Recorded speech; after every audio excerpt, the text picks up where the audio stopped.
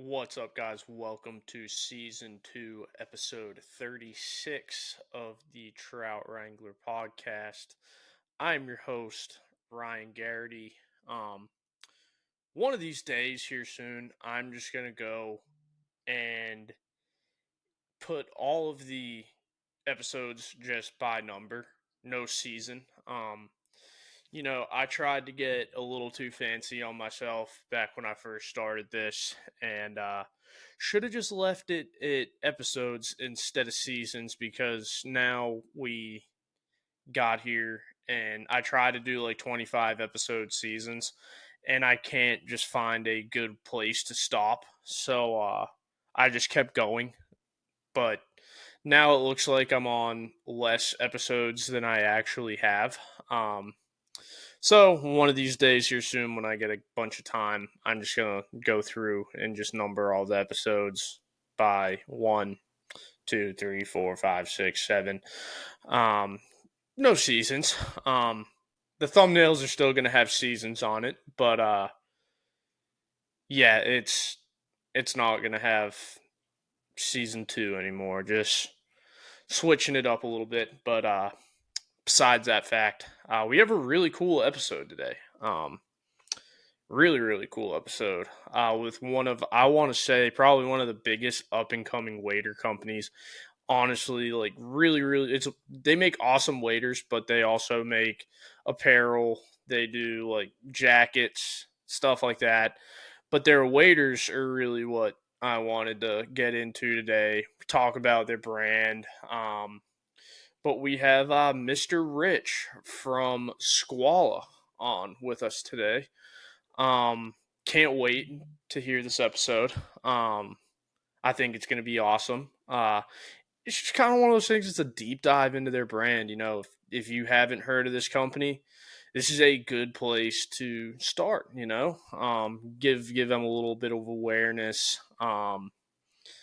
Let people know that there are other companies out there listening to feedback about wader building and stuff like that. Like one of my biggest things that I see on their waders that's a big W. They got to fly. So you don't have to roll your waders all the way down now. They just got a zipper down there. Makes it super easy. Makes it super easy to, take a piss out in the woods. Because, sometimes that we're rushing to do something like that, and that's one of those things that I saw in their waders. I was like, might need a pair of them.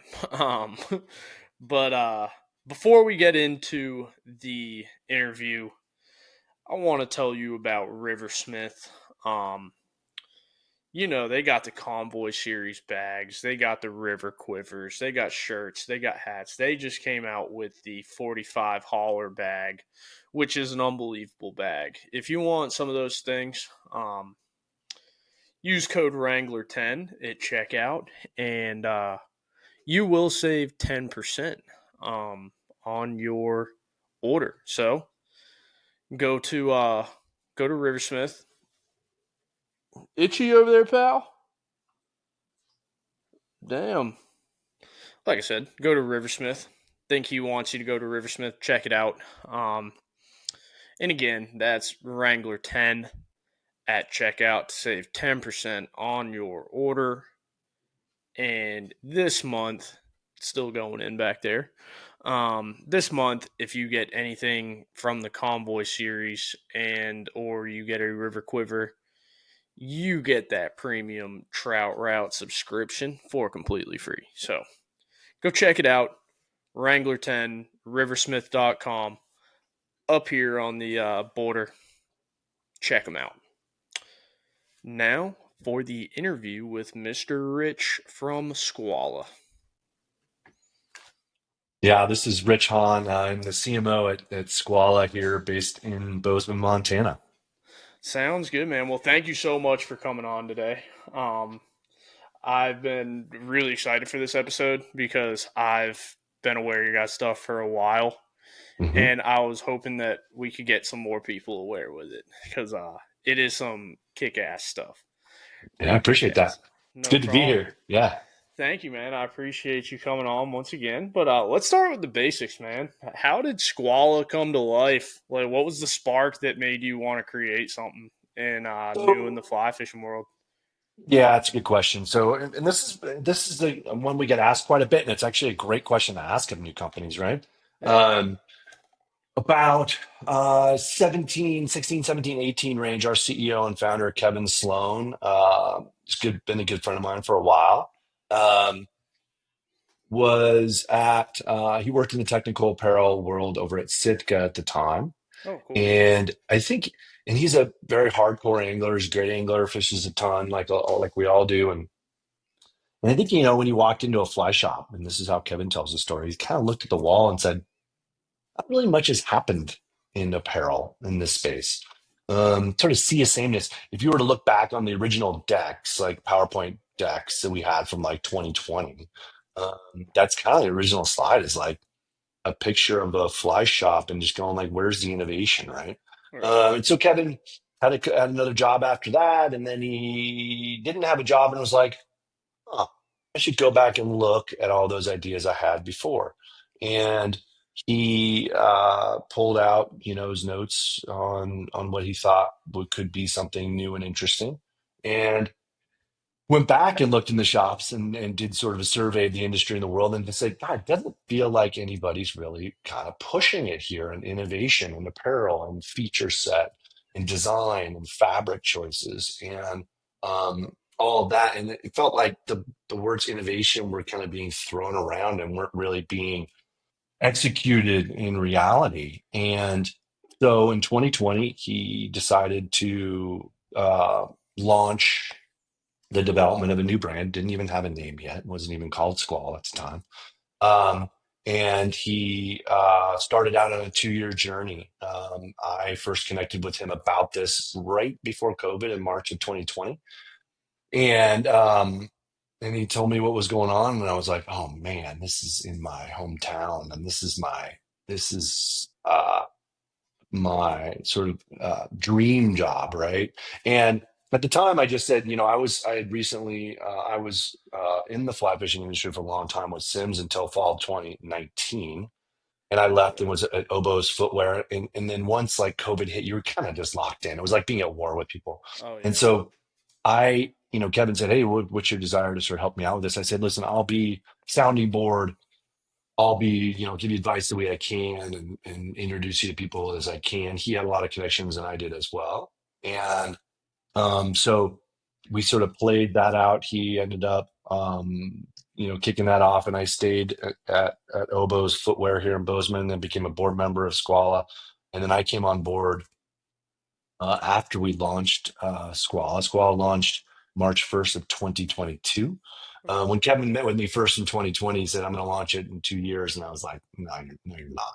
That's really, really hard. New brand, new operations, new everything." Right after And COVID, too. right after COVID, all the way through Yeah. COVID and all that stuff, not being able to fly to see your manufacturing partners, um, and all of those things. And sure enough, they launched March 1st of 2022. I can remember thinking, wow, that's very, very impressive. And so I came on officially in the fall of 2022 and have been here almost 3 years. And there's a small team of us here in Bozeman that have a ton of experience in apparel and outdoor industry, and having a great time building what we think is going to be a seminal brand in the fly fishing space. Yeah, I can kind of see it already Hmm. coming because it's like I know you said you worked for Sims. Everybody kind Hmm. of knows what Hmm. happened there. Hmm. They sold and then sold again, and it's like they're still it's great gear, but it's like that's what's tough is when private equity gets involved. I can't really say anything about private equity. My younger brother's in it, but Hmm. like you kind of start seeing that stuff, the margins and all that get involved, and that's what I think is going to be great about you guys is that's not involved, and you Hmm. guys are just making quality gear, all of it. Yeah. Yeah. Yeah. So our focus is back to that point of like bringing innovation back in, right? So Uh like huh. thinking about apparel and fly fishing space differently. Um, I like to tell people that fly fishing isn't part of what we do, it's all that we do, right? So we're Right. not we're not a mountain brand that's also a fly fishing brand, or we're not a hunting Right. brand that's also a fly fishing brand, or whatever.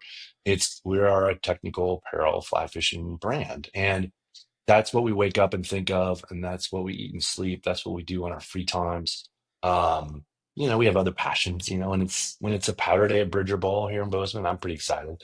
Um, but I'll leave the rods away for a couple months and do a lot of skiing, and I do love that. But fly fishing is really what we always end up coming back to. Right. And I think for us, I think it has been part of our secret sauce is to maintain that sort of vision and focus on building the best fly fishing apparel in the world. I got you, dude. And it's like interesting. You said like that Kevin worked at Sitka too, Hmm. because it's like Hmm. hunting now. It's like hunting has Sitka, and Hmm. it's like I can see you guys becoming like fly fishing has Skwala. Like Hmm. Sitka is just like you think Sitka, it's all hunting, Hmm. and then I think that this is something that fly fishing's been waiting for. Something that's just like nothing else, no other stuff, strictly fly fishing, made Yeah, for I the think so fisherman. too. Yeah, I think so too. I think um, these are affinity brands, right? These are, Right, and the reason people call them that is that people spend their hard-earned dollars and their disposable income and their disposable time and their nights after work and stuff thinking about this thing that they really love, right? It's this right, thing it sort of makes them whole, if you will. And so I think that brands, at least at Squala, we think it's our sort of responsibility that those people deserve a brand like Squall, that they deserve right. someone who wakes up every day trying to build better stuff for them to have a great time. Does it mean that every single time we're going to catch them more fish? No, I'd love to say that, but it's a very hard thing to prove in apparel. But I know that people are going to be better, have a more fun day on the water. Right, And so we, when people also ask me the two questions I get a lot are, why do you exist? How did you come to exist? Why Squala? And the other one is, where are you going? What are you trying to do?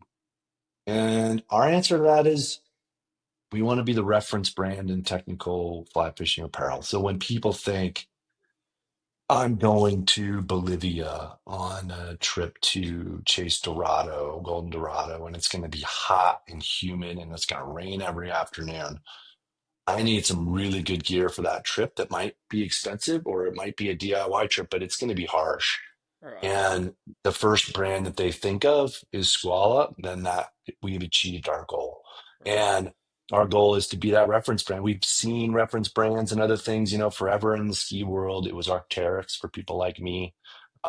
Loved that brand, really or spoke to me as far as the roots and being born in BC backcountry and all that stuff. Um, Other sports certainly have their brands that people put on a pedestal and think of first when it comes to reference brand. And I think if we do our job and we will, and some people already do it. I don't want to purport to have accomplished that at all because we're a little ways away. But like, I want people to think of us first when they think about needing the best in order to go on a trip or just fish more in their home water. right. So Squall is known for being like super technical without being Mhm. overbuilt. So it's like, how Mhm. do you find that balance between performance and comfort? So for us, they're like inexorably tied, right? So that we want to have the performance, part of performance is being comfortable, right? So we and the reason why comfort's really important, at least from us, is it relates to things like freedom of movement. Um, People think is fishing as if you were to ask the average person out there, one of the things they think about fishing is that is it an active sport? They'd be like, no. I mean, right, it's just fishing. Are you sitting in a chair fishing? It's like, well, you've obviously never been fly fishing, and you've Right, certainly never been fly fishing with a lot of people that I go fly fishing with.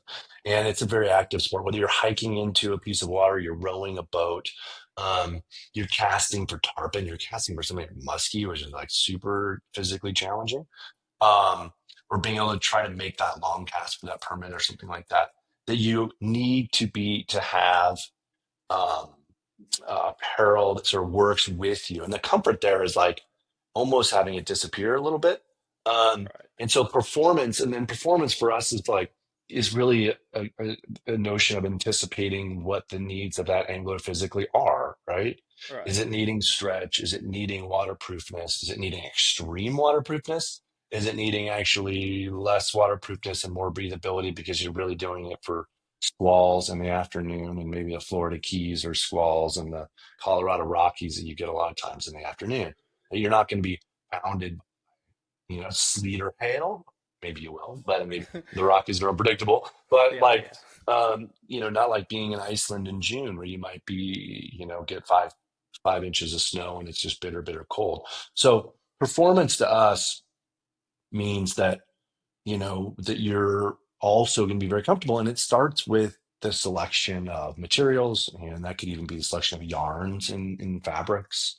It could be adopting, different types of patterning or different types of integrating things like zippers and pocket arrays. And if you look at like our the connection of our stocking feet to the upper of our waders, it's very much a performance and comfort thing. You can almost walk out of those waders really easily. Forever waders, fly fishing waders have been impossible to get on and off, and especially Right. if you have thicker calves. So that's a good example where performance, it can lead to better mobility on the water, easier on and off, and a lot more comfortable vibe. You don't get that kind of constriction in your ankles like you get with a lot of waders. Yeah. So for us, it's also a game of almost like simplicity. It's like Skwala is also a brand that's known as like kind of taking things away in order to add more, if you will. Like Right. less equals more. Let's hide things. Let's keep them svelte. You've got a lot of lines and tangle up on your stuff, on your apparel. I was talking to a guy who has an operation down in Patagonia. He visited us on Friday, and he said, and he was looking at our RS jacket and looking for the cord, adjustments for the hood, and we have them tucked away in the pockets. And he just goes, "Oh, good, because they won't flap in the wind." In his region of Patagonia, not too far from like the Jurassic Lake scene and all that, it is windy as hell. Oh yeah. Windy, windy, windy, windy, windy. Every photo he showed me, it was just like chop on these lakes. And he's like, man, it is so nice to have everything kind of put away. So that's a good example where like simplicity actually is adds to that performance and certainly the comfort on the water. You want to know something that I saw you guys were the first ones to do it, and it makes I know a lot of people's lives more easier. Is the fly down on the waders in the crotch level, Hmm. dude? That is a game changer. Hmm. Such a We're game trying, changer. yeah, trying to think about. We like it when, and this happens often, right? We like it when people have an aha moment with our gear. Yeah. It's often very hard to, unless I'm doing a clinic with you and you're a retailer, to walk through every little single thing in a a wader or jacket in particular, because it does have a lot of features. It's kind of hard for me to relate or remember them all, or actually have you remember them all. So what happens oftentimes is that consumers get home and they try stuff on and they're like, what is this? Like, is this, that's cool. And sometimes we'll get this notion of like, was that on purpose? And it's like, yeah, no, it's on purpose because of X, Y, or Z. Yeah. Thinking about reasons for a product to exist, not just because it can, or a feature to exist because it can, but it should exist because it should. It should add to the benefit of that Oh experience. yeah. And it's like, dude, the amount of times I have been out in the woods and I've had to, even on like duck hunting waders, I've had to take a Hmm. piss and I've almost Hmm. pissed myself because Yeah. I can't get out of my waders fast enough Yeah. is unbelievable. That's when I Hmm. saw them. I was like, that is Yeah, well, fantastic. you're talking about the zipper wader in this guy right here, right? Yeah. So the RS wader right there. So we put the longer zipper in there. It's awesome to be able to get in and out of. You can also Yeah. vent heat. You also stuff layers much more easily. And but this wader is a good example here because it also has hand warmer pockets here that then line up with a pass-through pocket on the wader or the jacket, excuse me, that goes over it, so you can get your hands into the core of your wader by your chest. Oh, The reason that's why that's awesome. important is that if your hands are cold, which they are starting, mid-September in places like BC and then October 1 around here, you can get your hands warm and get into your core really easily. Or if you like to stash gear in your top of your waders and you have a shell over the top of it, you can access that gear pretty easily. So trying to figure out ways that product integrates with each other as well and works together, so you can have sort of that more seamless experience. Right. That yeah, that's pretty cool. I didn't even know that about the jacket that it had a Hmm. pass through pocket. That's Yes. awesome. Um, Hmm. but can you walk through the process of developing a new piece and how much of it comes from time on the water versus time at a design table? Yes. So that's an interesting question. So it's a long process, right? It's generally, if you think about a product development cycle, it's going to be about 2 years. It's hard to beat that. It's not too hard to add to that because you're either fine tuning stuff. For example, our boots that we just put out took a long time in development. We had some supply chain issues with our factory being able to deliver on what we wanted them to do. And we just wanted to make sure they were right. So it took a long time. But most of the stuff we're clicking at, you can do it in about 2 years, which is generally, from my experience in the outdoor industry and footwear and stuff like that, about with doable time. And you sort of, the way we start it is looking for a problem, right?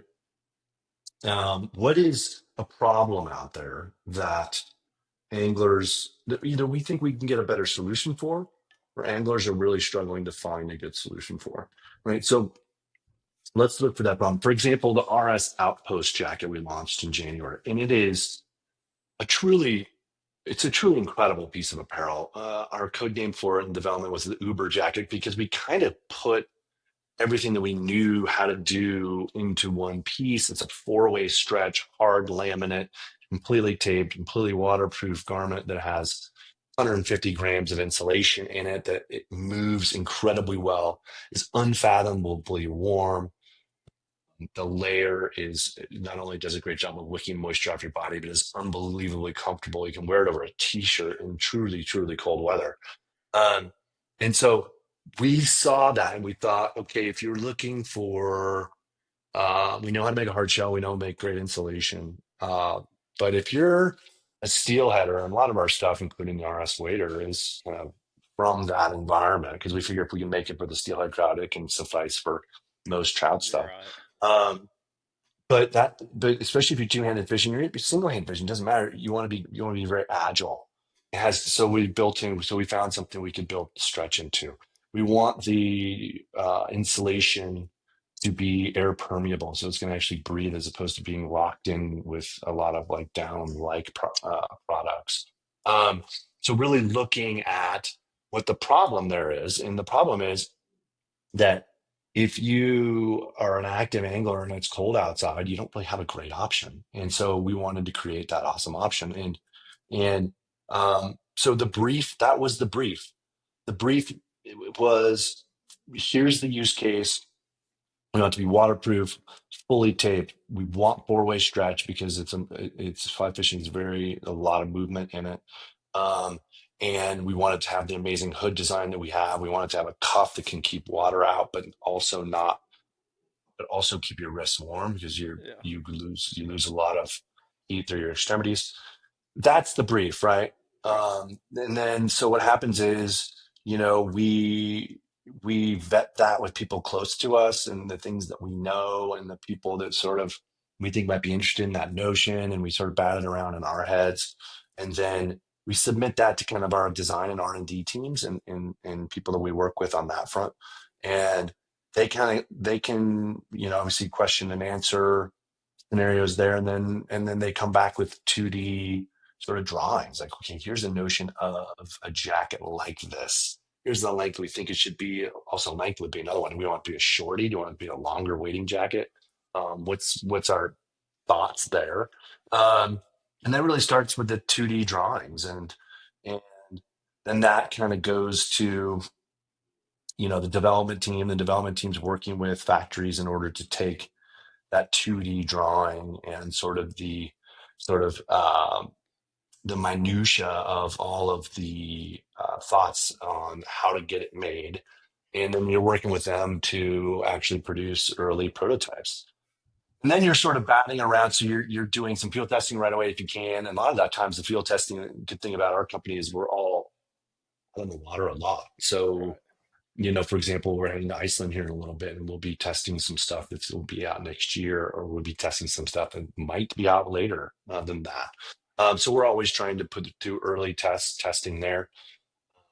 And usually you're doing 2 to 4 rounds of prototypes. It depends how complicated the product is, all the while vetting that with your retail base, which you'd likely have brought in already and said, hey, I'm trying to build this widget, and could you use a widget like that?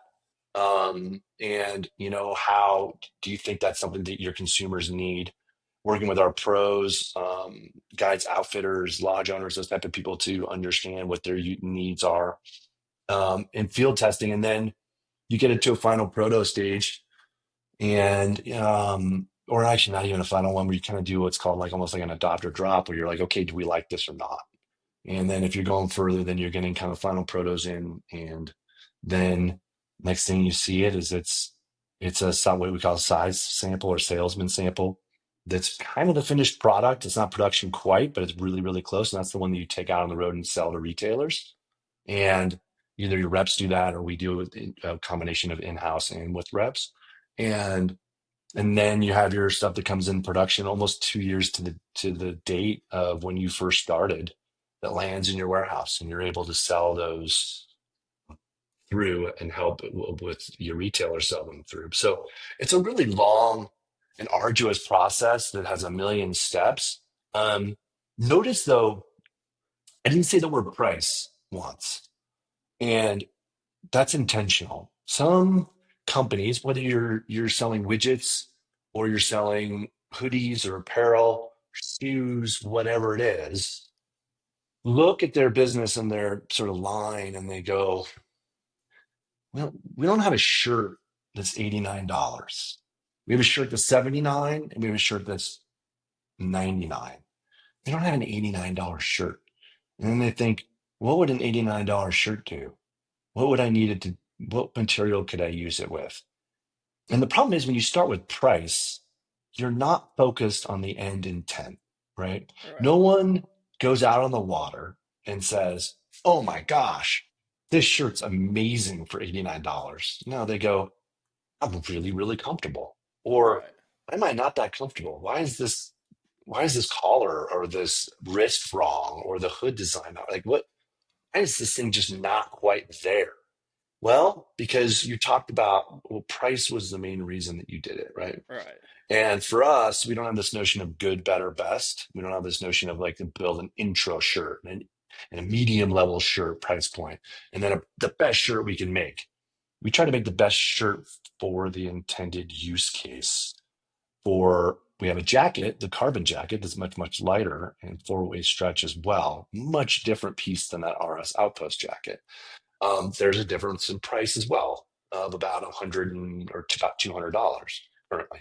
So that's the reason. But we didn't set out to make a $650 jacket when we did the RS Outpost. We meant to build the best piece of apparel for cold weather fishing the world's ever seen. So that's kind of the roundabout way. And there's a bunch of those steps that kind of can go a bunch of different ways, but those are sort of the large points of how things come to market.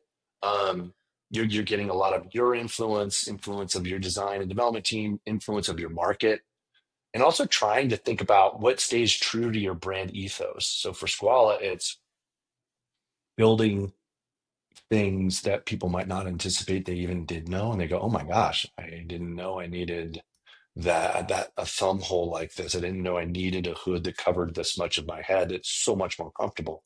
It doesn't fly off when I'm running in my boat in the saltwater." So little things like that. You're trying to build in all these things, and then also there's art. There's some art to it. How does it look? How does it feel? We want Yeah. everything to have a nice hand feel as well, because people shop with their hands at retail. So a lot of steps, but that's kind of the general overview of how that 2-year process can go. I got you. I think what you said Yeah. about the look there too. It's like Hmm. Deion Sanders always said it. You look good, you feel good, you Sure. play good. It's Hmm. simple as that. But like Yeah. that, the thumb hole thing is such a game changer too. Hmm. Dude, like Hmm. I love a good like hooded sun shirt like that, or like a jacket with a thumb hole. It's Hmm. it's not Yeah. only good for like my ADD just sitting there, kind of nice fidgeting with it, but it's like Yeah. it's Yeah. also covers up your hands from getting sunburned.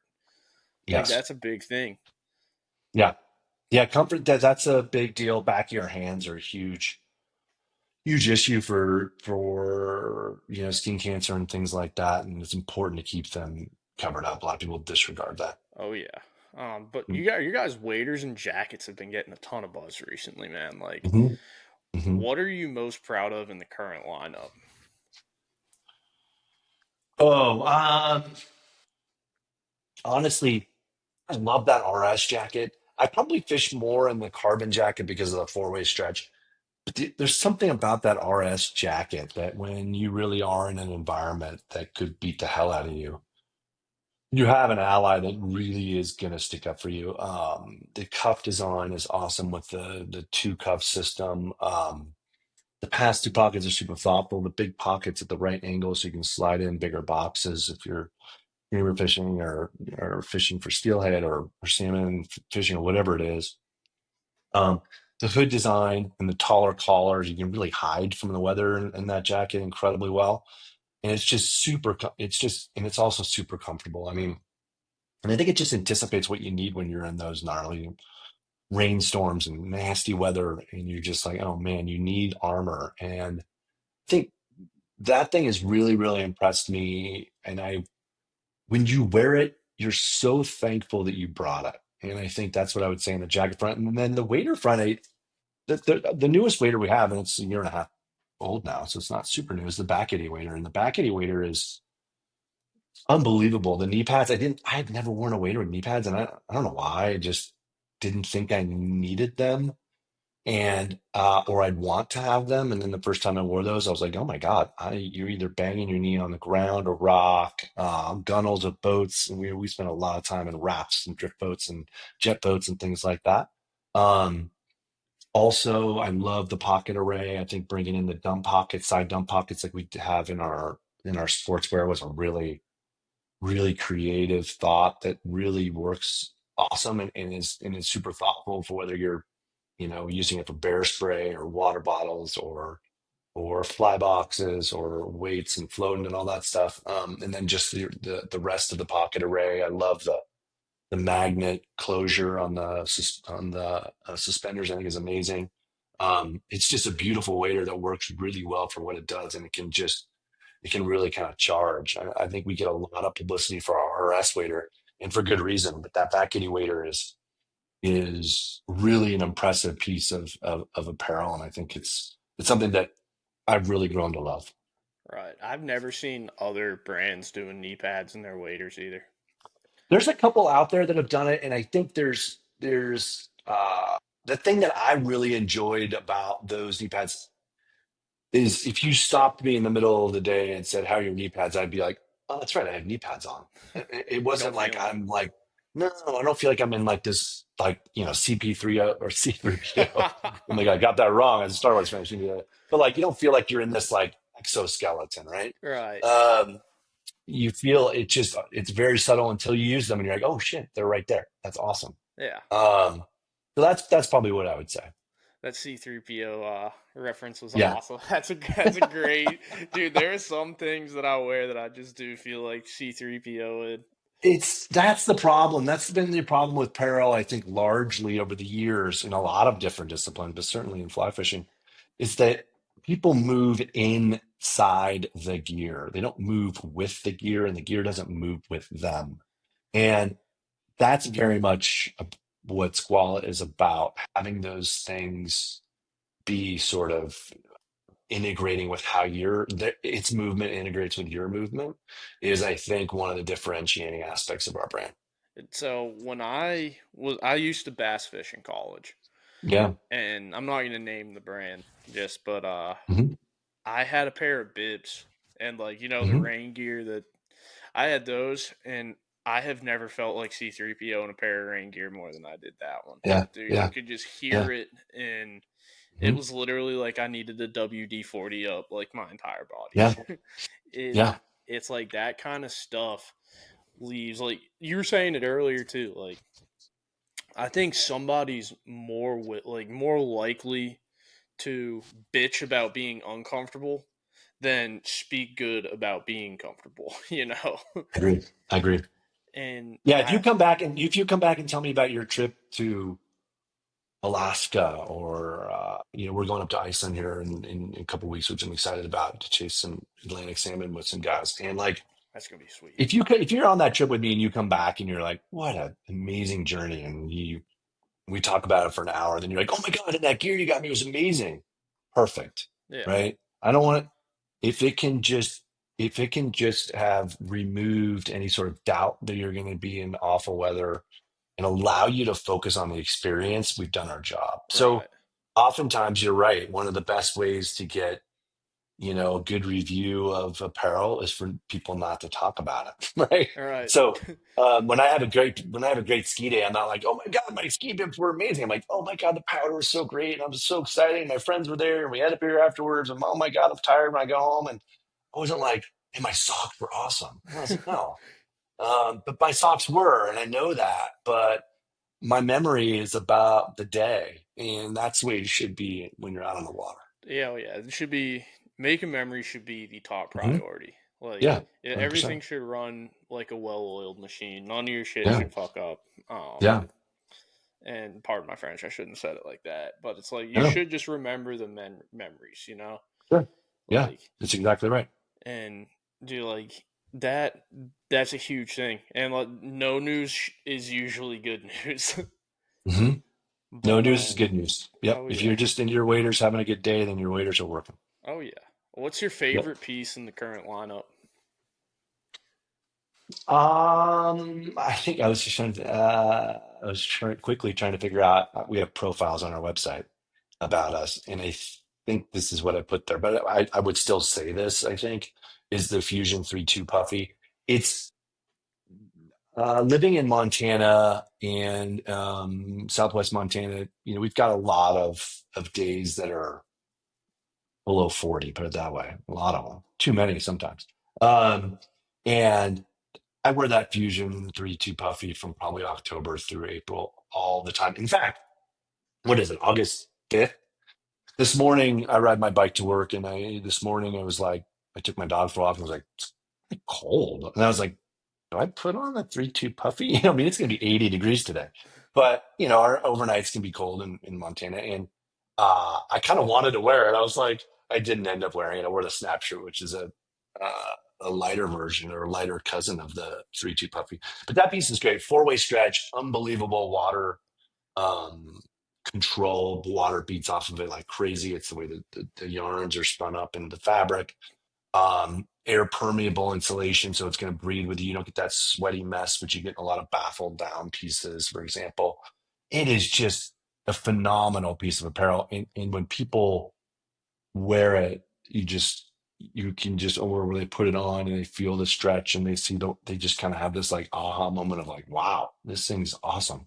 And it can just handle anything from 20 to 60 really well, which is what we get a lot of here in Montana. So yeah, I probably would say that it's the piece I can't imagine I wear anything more in a year than that.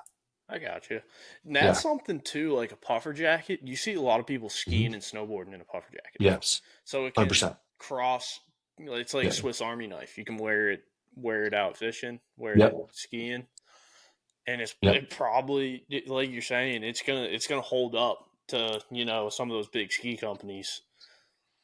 Yeah, this is the best piece. I've had a bajillion down pieces over the years from a myriad brands, and this is by far and away the best piece in that zone I've ever tried. And am I biased? Well, of course I'm biased because I work for Skwala. But I will tell you that it's not even close. And it's because of all the ladder up of all those feature sets. If it's a really cold day, I generally get pretty hot when I'm skiing, but I do like to hike and do other things that are kind of physically demanding on the ski. Yeah.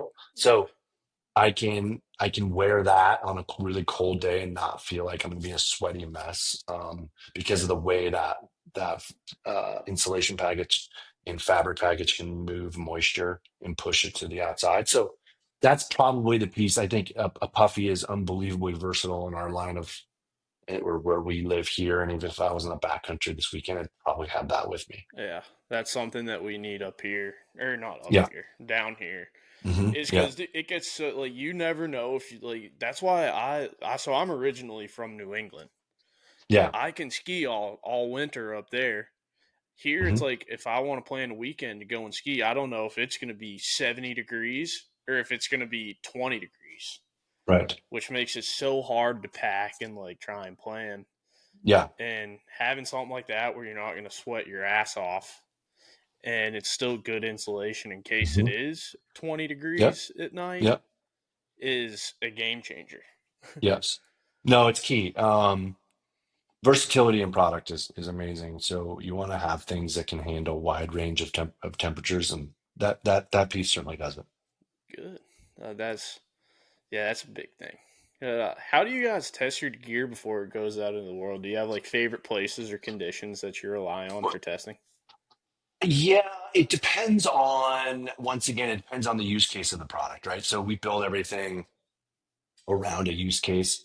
So if it is, the RS wader that came out when we launched, and that would be, we'd want to test that. We did test that in the Olympic Peninsula, actually. That Fusion 3.2 puppy I just talked about, we also tested in the Olympic Peninsula, because the Olympic Peninsula in, February, March, that's a nasty weather place, man. It Oh is yeah. either, it can be raining sideways, dumping snow, cold, cold, clear sky. I mean, it's kind of got everything, and it'll have everything in one day. Um, so we're going to take the stuff to where it is intended to be used, right? If it's a jacket that's meant for hot, humid environments, we want to get that down in either maybe the Keys, or maybe we want to get that down to South America and the jungle, something like that. And we're working with, a variety of professionals, or certainly hardcore anglers that really understand apparel. Not everyone's a great tester of apparel. That doesn't mean they're not a great angler. It's just, it's how you sort of think about the critique of apparel. And some people are just very good at it. They actually can think about how a piece is working with them, and all this stuff. And I know we just talked about, you don't want people to think about that, but you do want your testers Right. to think about it. Testers. That's where you do want them to think. You want those guys and girls to understand that is paramount to what their job at the time is. So you're getting those out there, with those people, and getting feedback. It could be retailers that are out using it. Um, and then you're getting that feedback as quickly as possible back to your home team. And then, but also, we also take stuff with us a lot of times. Like I said before, like we have, we've done a lot of product testing. Kevin, our CEO, and founder, I bet you he's probably taken on a fishing trip every single piece we've ever put out and tested it himself. It's not just like a tip it off to other people scenario. You do Yeah. both of those things. So because we are anglers and we understand apparel and angling pretty well, we like to do a lot of the testing ourselves too, so we can put it through the ringer. All right. Yeah. That there's nothing better than doing it yourself. Always. And it's Right. like Right. that's what I'm hard on my stuff. And it's like hmm I want something that if I walk through a thicket, which I usually am, like thorns and shit like that. hmm It's like I just like to take always, for some reason. It's like I intend to take the easy way in, and I always take the hard way in. And Yep. I'm walking through like briars, and I've gone through. I swear it had to have been 7, 8 pairs of waders in the Yep. last like Yeah. in the last Yeah. like 10 years, which it shouldn't hmm be that way. It's tough. It's tough to build for all those environments. Yeah, Waders are hard because they're supposed to breathe really well. They're supposed to handle the ability to be submersed in rushing water, which yeah. is, the physics of that are really tough. The vast differences in temperature, and then the environment of thorns and thickets and stuff is can be really brutal on them. Oh yeah. But the goal is to have them, yeah, stand up to them. Oh, let's see. I lost my place. Your site talks about creating gear that lets anglers stay present longer. What does that mean to you personally? I think it's that notion of like we talk about when we were originally doing like brand language here before we even existed, which was a fun exercise for me to be a part of because I'm a marketing guy. We talked about like the ultimate like you know sort of brand promise that we could fulfill would be this notion of connection, right? And and that would be our emotional benefit. Our rational benefit might be things like staying dry, staying warm, all of those things. But if that's true, then what's your sort of, emotional benefit? We think it was this notion of connecting because this notion of if you are warm and dry and comfortable, then you're able to connect better with yourself. You're able to connect better with the people that you're fishing with. You're able to connect better with the fish, hopefully, right? Hopefully Yeah. the fishing can be better. So it kind of removes that notion. So it's this notion of like connection, and we talked about this a little bit earlier about focus and if you're not focusing on your gear, what are you focusing on? Your experience. All right. And so if our gear can drive those better experiences, I think we've done our job. I agree. Um, let's see. What does it mean to you to be part of the fly fishing community? Has the response to Skwala surprised you in any way? Ah, interesting question. It's the fly fishing industry. I mean, I've been in and out of it for um better part of 29 years, I guess. I think I started in 96, so almost 30 years, which sounds crazy. And I was in the ski industry for a while. I was in the outdoor footwear business for a while, but all really in the outdoor space. But something always, every time I've left the fly space, brings me back to it. And I think um, it's the folks I've been able to work with. I think anglers are kind of my type of people. They're curious. They're oftentimes very creative. I think if you live in this world, but there is a blend of like kind of science and creativity. Um, and it's been so, um, everybody in this industry has been so supportive of me, right? When Right. I was gone for 3 years, although I mean, gone is funny in quotes. It's like and disappear. I just was working in the outdoor industry and general outdoor industry. But when I came back, it was like coming back home, right? And Right. everybody's been very supportive, and everybody tries hard for each other, sticks up for each other. Um, I have a bunch of friends I could call on a whim if I needed any help. I think recently you might have spoken to my friend Cameron Mortensen. Yeah. Cam is one of those guys who I've known for a long time, probably better part of 15 years, but I didn't know him personally that well at all because we always talk over email and phone about, gear and things like that.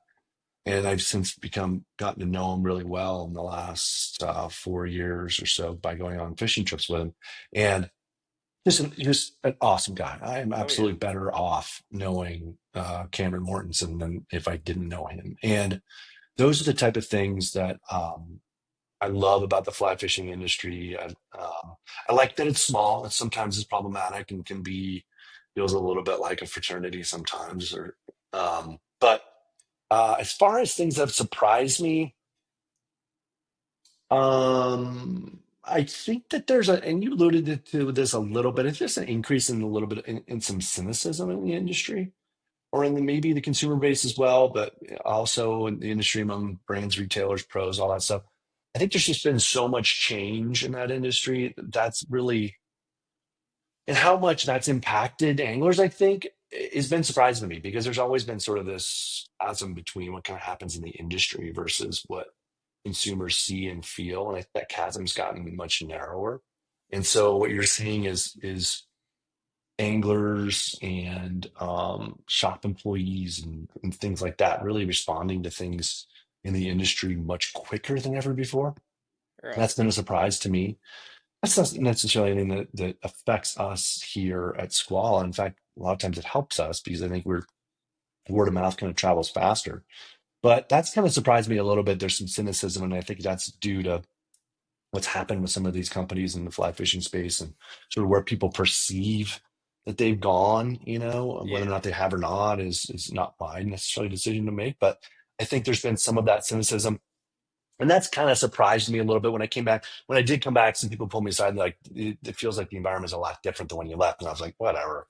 I've been gone for 3 years. It's not the, and I was like, whoa, things have changed in a lot of ways. Thankfully for me, it's still a very supportive and, uh, community based industry that has been incredibly good to me. So I've been fortunate. Yeah, I think it is like once you've been in it for a while. I haven't been in it for a while, but Mm-hmm. you do see the changes and kind of like meanders Hmm. that the industry goes through. Yeah. But More of an open book than ever before. I think there's more, visibility into everything. I agree. Do you think gear has changed the way people fish or how accessible the sport feels? Um, yes. I think yes. I think on the apparel side, obviously rods I think have gotten quite a bit better and reels have gotten Oh quite a yeah. bit better. And there's always that debate about, well, could you have caught that fish on a, 1984 Winston versus a 2000? I don't know. I mean, maybe not though, right? Maybe that last 6 feet of the cast wouldn't have been available to you. On the apparel side, I think absolutely. I think, years ago, if you would have gone to a place like Iceland or even Bolivia on the other side, I keep bringing that up, and it's kind of that, or Papua New Guinea or any of these like really, really hot, humid places. Apparel was going to be a tough thing to find that would be able to support your passion. That's largely, I think, been not solved because we're continually making it better, but you can go with a lot more of a sort of confident mind on those trips. Um, and gear used to be way overbuilt, and now it's gotten, I think, sleeker, easier to maneuver in. Back to the point we mentioned a bit ago. And I think that apparel can kind of remove a lot of the issues that used to keep us off the water, whether that was going home because you're too cold, there's too much wind, um, it was raining too hard, I got wet, I fell in and I can't dry out, I'm too hot because I feel like this I'm not breathing well in my apparel. A lot of those things, I think, when you're talking about really, really good apparel, which I'm proud to put Squall on that list. Uh, you can find solutions that will really help you alleviate some of those. Now, can you, I mean, if you're in 120 degrees in a jungle environment, you're going to be tired and need to rest and get some shade, Oh you yeah. know. But largely, a lot of those things have allowed anglers to keep pushing themselves forward, right? And that's kind of, we built this brand for what the original language is kind of using this notion of endless pursuit, people that really pursue sort of the next thing and the next bend and the next environment and the next fishing trip and really want to like seek out these crazy experiences. And we wanted to build the gear that would allow them to do that. What do you guys hope people feel or notice the first time they put on a piece of squall gear? Oh my gosh. The thing that I like to hear the most, and it happens a decent amount. We'll get this feedback. Unfortunately, it's not what you might hear it right when people are trying it on, but the thing I love to hear the most is these guys fish. And if we can hear that feedback, we've won. Because when you go out on a trip with our gear and you fish in it for a week, I hear this all the time. People come back and they're like, dude, I knew you guys were the real deal because you had to be anglers in order to think of all of these things that I just experienced in this piece of apparel. It just isn't coincidence. It's not. And I'm like, no, it's not coincidence. And I just was speaking to a gentleman who was visiting from Chicago and he popped in the showroom and wanted to check us out because he never doesn't have a shop in his neighborhood and hadn't seen it in person. And he said to me, he said, "You guys fish a lot, don't you?" And I said, "Yeah." He goes, "You can tell." And that's when I just kind of go, yeah, because that's ultimately, that's a hard thing that you don't put that on a hang tag. No. We fish a lot, buy our gear. I mean, you can't. So you want people to discover that. You want people to be like, dude, that is a really smart way to put that zipper in, or that trim in, or that design, or that fabric choice, or whatever it is. You guys can only do that if you kind of been out there. It's like, no, no, no, no. This is what we do. We're really passionate about this. Yeah. And it doesn't mean we're the best anglers. Well, largely are pretty good anglers, but like that's not the point. The point is we think about this stuff and we want to be a thoughtful brand. We want to be thoughtful people. Um, and because anglers, like I said, what do I like about the fishing industry? Because they're thoughtful. They think about things. They obsess on things. I love that. Oh yeah. And they're creative. So I want people, if I can get that as a takeaway, then I absolutely feel like we've won with that consumer. Uh, yeah, dude, we all do obsess over things, and it's like Yeah. Hmm. my girlfriend probably hears the brunt of it most of the time. She's like, "Dude, shut up! I don't know what you're Yeah. talking about." She doesn't literally say "shut up." She's like, Yeah. Yeah. I don't have a clue what you're talking about. I could be talking about some rod that came out that I got to hold at a fly shop or something like Hmm. that. She's like, I Yeah. don't have a Yeah. clue. Yeah. But um, we're almost done here. But what's next for Skwala? Any new pieces or ideas that you're excited about that you can't that Yeah. There's some I can talk about actually because we're on the road right now, talking to our retailers about what's happening for spring of 26. So that's pretty exciting. oh wow. Um, we've got a new bib coming out that we think is awesome. It's called the RS bib. So it sits in that same family as that RS wader and RS jacket. Really awesome piece. It does have knee pads, but you will not feel like you have an exoskeleton on. Um, it is an awesome, awesome piece. Durable, very breathable, incredibly comfortable. Really cool design features, I think, that will, when we walk through retailers or pros, they go, yeah, that's a cool way to do that. And that solves at 1, 2, 3, 4. It's like, yes. Because when we wrote the brief, we thought, this isn't, this doesn't work in current bibs. This doesn't work in current bibs. This doesn't work in current bibs. Let's go figure it out. That's really exciting. We have a new piece launching next week. It's like in the mid-August timeframe or early August timeframe rather. It's called a Fusion Tactical Hoodie. So it's a hybrid sort of between our Fusion line of, which is our insulated pieces like that 3-2 puffy I spoke about, with our tactical, like our sole tactical hoodie. So it's got side pockets here. It's got a mixture of different fabrics in the right places, which we're very known for, and that's on purpose in order to leverage the properties of those fabrics in places that you really need it. Um, so we are launching that literally very soon. Also later this fall, we'll have some base layer merino wool. We're very well known Oh for our nice. merino wool and our thermo line. Beautiful, beautiful merino. This the 260 weight is fantastic stuff. I've worn them, hiked in them all day, just fantastic stuff. So there's a few things I'm really excited about, and think anglers are really gonna appreciate those efforts. And there's a couple other things in the spring I think people will like, but um, we have a hooded version of that 3-2 puffy coming out that I've been wearing for 9 months, and I've worn it all over the place, and it's awesome. I love something about a hooded vest is fantastic.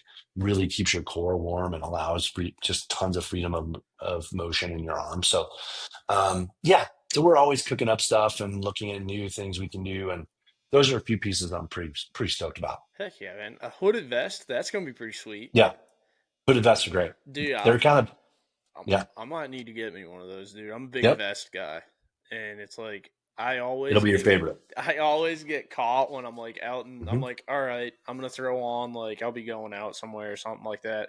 Throw on a vest. My buddy calls it my safety blanket because Sure. it's like in the fall. I'll literally just throw on like a long sleeve shirt and a vest and Yeah, go out and go to the bar or something like that.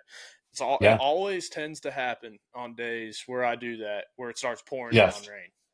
And I'm yes. like, I got on a damn vest. I'm like, I wish more vests had hoods. So that's a beautiful thing to hear. Yes, you'll love this one. Heck yeah. But so I end every podcast episode with 5 songs for the Trout Tunes playlist. Oh Um, God. yeah. Boy, that's an interesting one. I've been listening to a lot of My Morning Jacket lately, and I think that's because I'm going to go see them in Missoula Oh, this weekend. cool. So I'm pretty stoked about them. I've been a fan of them for a really long time, and their new. I'm trying to think of what the name of that. Um, it's the first song on their new album, and it is their new album is called "Is," and I was just listening to it today, and it's a really cool album, and I think gives them sort of a new angle on stuff. So I'd recommend people check that out, and it's the first song on it. I'll have to send it to you off I'm after this. about Oh, it's to. called "Out in the Open." It's a really good one, Oh, cool. Here and it is. it's I love that album. What else have I been listening to? I love, for trout season. Um, I listen to a lot of music on the boat, which I think is a lot of people um, don't really kind of appreciate or like that I do. But I love listening to like Wilco is one of my favorite bands for that. Anything off Yankee Hotel Foxtrot is just fantastic. Okay. Um, and I love that album. It's probably top of mind because they just played in Golden Gate Park and stuff like that. But the Yeah. Grateful Dead has always been an Oh yeah. amazing band to me. I love American Beauty. I'll send you one of Anything off these. of there you go. See, Yeah. yeah. So I love that. And you know, a great band that's kind of so anything off of American Beauty is probably my favorite um album of theirs. I'm trying to think of other songs that I've been putting through the ringer. I also listen to a decent amount of hip hop. Okay. um so whether it's I kind of generally like that, like little underground kind of West Coast scene stuff, whether it's NoCal and it's someone like Lyrics Born or something like off Later That Day or something like Okay. that, or Let's- um, things like that are kind of fun because they've got a little bit of pep in their step, um, and they're not quite as gangster as some of the very good stuff is. Oh yeah. Um, and then finally, I would probably say um, there's a new album by the guy who oh shit, I was just listening to it the other day. Lead singer or drummer from the band Paramore. And I'll send it Oh. to you and you can put it in the notes. But it's a really cool album. It's reminiscent of like some Steely Dan kind of stuff Oh, from some cool. more 70s vibe. And it's like that kind of chill West Coast vibe thing. So um I'll have to remember his name. But yeah, that's been on my playlist for the last couple weeks, and it's a new album out there. So I got you. there's a few things for the crowd. Nice. I'll say, how Yeah. many guys are in your office? I'll send some of these Grateful Dead stickers out to. We've got four of us here all the time, and then there's a couple other ins and outs. So I don't know, send six of them. Sounds good. I'll send 6 of them Yeah, out there. Dude, yeah, yeah, that yeah, show in San Fran looked pretty cool. All 3 nights. yeah, They had Billy yeah. String sit in with them one hmm night. I was like, oh Yeah, man. Billy was there, Trey was there, Sturgill was there. So, yeah, I mean, I haven't really played too much in the Dead and Co world, but I've been a Grateful Dead fan for a long time. Or any old Altheas out there, I'd always listen to on the Oh boat as yeah. well. So there's a That's lot what of I do there's too. a lot of cool stuff. Yeah, That's one of yeah, my favorite ones. And then Eyes of the yep. World. There's nothing Oh better yeah, than like sure. a live Eyes of the World. I know. And It's it's so like beautiful. Yeah. my parents were very big. My mom was more Garcia band, but my dad was Oh, more Grateful Dead. But yeah, JGB is awesome. I oh saw yeah, more JGB shows than Dead shows probably, but yeah, those are special. sounds good. So, are Yeah. there any last shout outs or thanks you want to give? Oh God, thanks. I mean, I just think thanks to the anglers out there that have given us a try, right? I think it takes. It's not lost on me that people have. hard-earned dollars that they can deploy and buy things like fly fishing apparel. And sometimes, the good stuff takes is an investment. And I guess I would say thanks to that. Also, thanks to our retailer base. We have about 65 retailers now. We are in some amazing shops. And, the first four of like Worldcast and Charlie Cravens and Headhunters and the Fly Shop and all those kind of guys were just unbelievably, Big Sky Anglers rather was in that group. They were, you know, they were really early adopters, and thanks to them. And then our pro base, which is growing all the time, and just, you know, um, I tell people all the time in our line of, the works here, like, thank you is the most powerful thing you can say to someone because money doesn't grow on trees and they have a lot of choices. And I think they're making the best one when they pick Skwala. But, I want to say thank you to all of them and because they've been a big part of our growth. Heck yeah, man. But that's all I got for you today. Awesome. I'm gonna click stop right here. I think we might have to let Okay. some tracks upload. Yep. But that was Mr. Rich with Skwala Fishing. Really cool episode, really in-depth look at their gear. Um, they do have some amazing stuff, so if you would like to purchase some, go check it out. If you're in North Carolina, I know some of their retailers are Headwaters, like you said, Maggie Valley, um, multiple other places, but you can always also go to their website.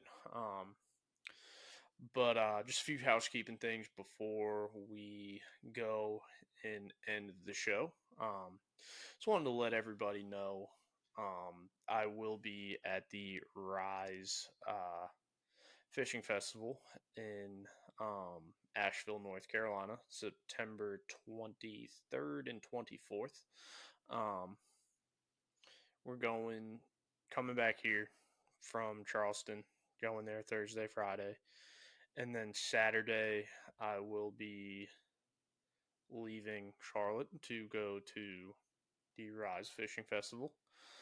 And then I will be back Sunday evening. So it's going to be pretty fun. Um, but other than that, yeah, check it out. Going to be some great vendors. Free Fly. Uh, you know, Turtle Box is going to be there. Fly Lords is going to be there. It's just going to be an all around really cool event. So check it out. Um, and before I end, use code Wrangler10 when you're checking out at riversmith.com. Whether you want a river quiver, whether you want a convoy series bag, whether you want a hat, t-shirt, anything, use that code Wrangler10. Saves you 10% on your purchase. Again, that's Wrangler10. WRANGLER10. So use that at checkout. Get your 10% off. Friday, we got a pretty cool episode coming. We got Mr. Magnolia Tavares coming on from Mississippi. Really cool dude. So it's going to be a big saltwater show. Super cool guy. So tune in Friday. Hope you liked this episode. Um, if you like this content, like, subscribe, follow the gram whenever. Um, but until Friday, I'll see you guys later. Enjoy your week, and I'll see you with Mr. Tavares on Friday, August 8th.